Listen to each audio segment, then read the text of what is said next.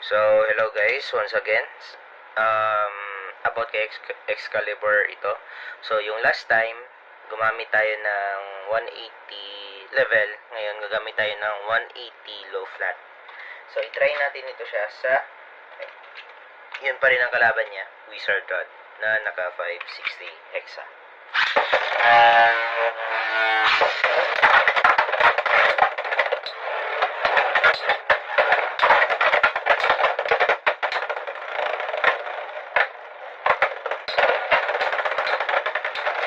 Pwede na rin. Tingnan pa. Sige, ulit.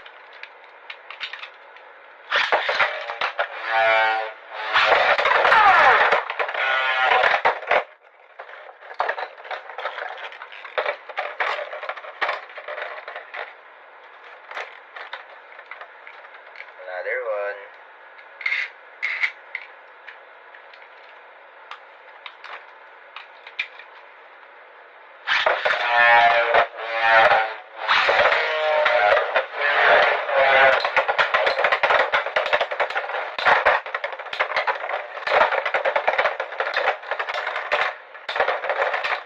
Okay.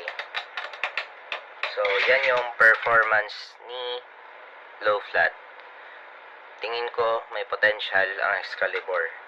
So, yun lang.